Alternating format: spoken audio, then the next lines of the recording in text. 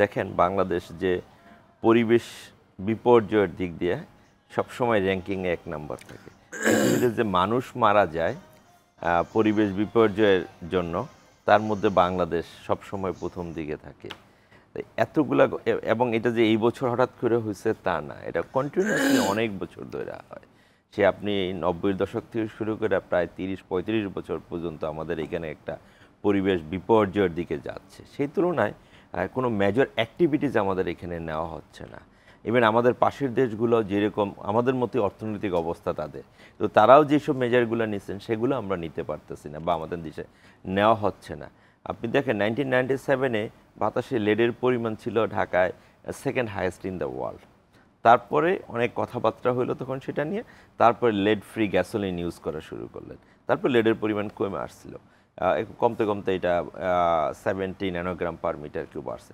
এখন আবার সেটার পরিমাণ আবার বেড়ে যাচ্ছে। এখন প্রায় আমাদের একটা গবেষণা আছে প্রায় 1000-এর উপরে, 1000 ন্যানোগ্রাম পার মিটার কিউবের উপরে লেড পাওয়া যাচ্ছে। না, আমাদের যে জ্বালানিগুলো ব্যবহার হয় আমাদের গাড়িতে বা ইন্ডাস্ট্রিতে যে জ্বালানি ব্যবহার হয় পেট্রোল, অকটেন, এগুলোতে কি এখনো ওই ধরনের ক্ষতিকর লেড বা আপনি বলতে পারবেন না যে নাই, কিন্তু লেডের আরেকটা নতুন সোর্স আছে ইলেকট্রনিক ওয়েস্ট। ব্যাটারি যে চালানো হয় সেই ব্যাটারিকে আবার রিজেনারেট করে রিইউজ করার ব্যবস্থা করে, সেই সব জায়গা থেকে এখন আবার নতুন আসতেছে। তো এটা একটা উদাহরণ দিলাম আর কি। এরকম প্রত্যেকটা পলিউটেন্টের ক্ষেত্রেই আমাদের অবস্থানটা খুব খারাপ অবস্থা। আপনি যেহেতু জ্বালানি তেলের কথা বলেন, আমি একটু বলি জ্বালানি তেলের কথা। আমাদের দেশে যে জ্বালানি তেলটা ব্যবহার করে এটার কোনো গাইডলাইন ভ্যালু নাই। আপনি হয়তো জানবেন ইউরো 1, ইউরো 2, এভাবে ইউরো 6 এখন চলতেছে এবং সেখানে সালফারের পরিমাণ থাকার কথা হলো 10। কিন্তু আমাদের দেশে এখন পর্যন্ত কোনো গাইডলাইন নেই। আমাদের পাশের নেপাল, এটা আমাদের মতো অর্থনৈতিক অবস্থা, তাদেরও একটা গাইডলাইন ভ্যালু তারা ইউরো 6 ফলো করে। ইন্ডিয়া, ভারত 6 ফলো করে। আমাদের কোনো গাইডলাইন ভ্যালুই নাই এখানে আমরা কোন ধরনের জ্বালানি তেল ব্যবহার করব।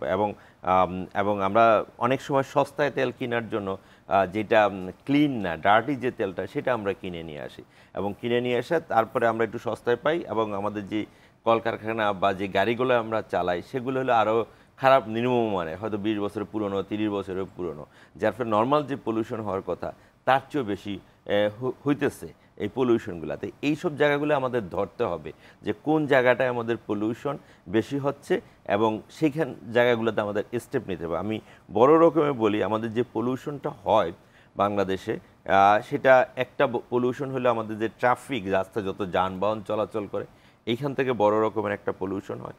আরেকটা হলো আমাদের ইন্ডাস্ট্রিগুলোতে, আমরা জানেন আমরা আগে এগ্রিকালচার বেসড কান্ট্রি ছিলাম, এখন আমরা ইন্ডাস্ট্রিয়ালাইজেশনের দিকে মুভ করতেছি।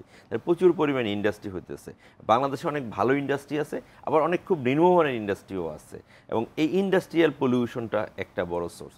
আরেকটা সোর্স হলো গিয়া আমাদের যে কুকিং করে, রান্নাঘরে যে আমরা বাংলাদেশে এখনও জ্বালানির পরিমাণ প্রায় 45 থেকে 50% হলো গিয়ে আমরা জ্বালানি হিসাবে লাকড়ি, কাঠ এইসব বার্ন করি এবং এটা ইনডোরে করি। মায়েরা রান্না করে বা আমাদের মেয়েরা নর্মালি রান্নার কাজটা করে, তো সেইখান থেকে একটা বড় রকমের পলিউশন হয়। তারপর দেখেন আমাদের অনেক কনস্ট্রাকশন অ্যাক্টিভিটিস হয়, সেই কনস্ট্রাকশন অ্যাক্টিভিটিস থেকে অনেক পলিউশন আসে। এই যে বড় রকম আরেকটা বড় পলিউশন আসে আমাদের দেশের বাইরের থেকে।